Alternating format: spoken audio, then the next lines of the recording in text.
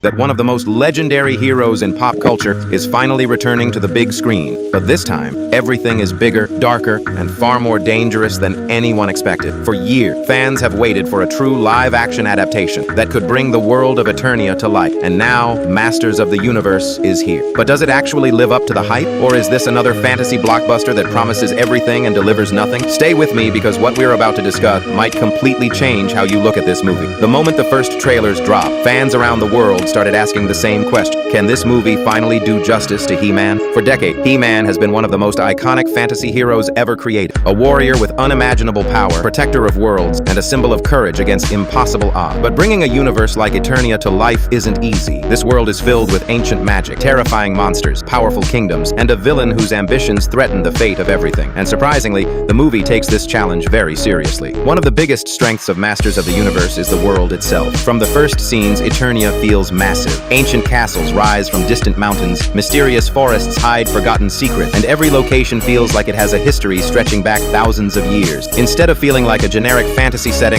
Eternia feels alive. You get the sense that countless battles have already been fought here long before the movie begins, creating an atmosphere of mystery that keeps pulling you deeper into the story. At the center of everything is He-Man. But this isn't simply a story about strength. It's a story about responsibility, because having incredible power is one thing. Knowing how to use it is something completely different. Throughout the movie, He-Man faces challenges that can't always be solved with a sword. Some battles are physical, others are emotional, and those moments give the character far more depth than many viewers might expect. The movie constantly asks an important question: should He-Man become a thing? He isn't just trying to conquer a kingdom. He isn't just seeking power. He represents chaos itself. Every scene involving Skeletor feels unpredictable. You never know what his next move will be, and that's exactly what makes him dangerous. A great hero needs a great villain, and without revealing spoilers, Skeletor delivers some of the movie's most memorable moments. Sometimes the scariest enemy isn't the strongest one. It's the one who always seems 3 steps ahead. The action sequences are where the movie truly begins to shine. The battles feel massive, the creatures look intimidating, and the magical powers create moments that feel larger than life. There are scenes that genuinely look like they came straight out of a fantasy painting. Instead of relying entirely on visual effect, the movie tries to create a sense of scale and adventure, and for the most part, it succeeds. Every major confrontation feels important. Every battle feels like it has real consequences, and that keeps the audience invested. But here's where things become really interesting. Beneath all the action and spectacle, the movie hides a larger mystery involving ancient power, forgotten legends, and secrets buried deep within Eternia. As the story progresses, clues begin to appear. Small details that seem unimportant at first. And when these pieces start connecting together, the movie becomes more than a simple fantasy adventure. It becomes a quest for truth, a search for answers that have been hidden for generations. This mystery element adds tension throughout the entire experience, because you never know what revelation is waiting around the next corner. Many people will go into this movie expecting non-stop action.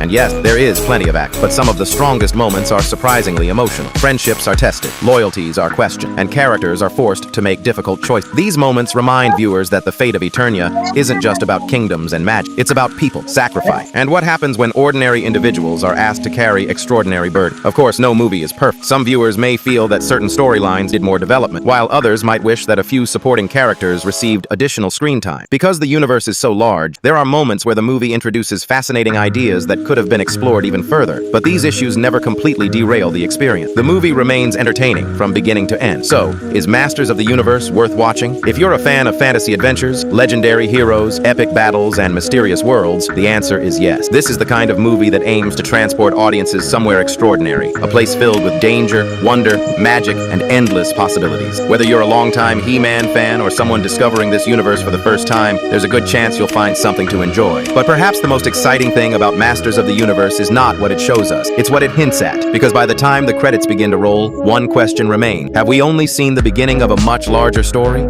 And if that's true, the future of Eternia may be even more dangerous than anyone realized. What do you think? Will Masters of the Universe become the next great fantasy franchise, or is the real battle only just beginning? Let me know in the comments.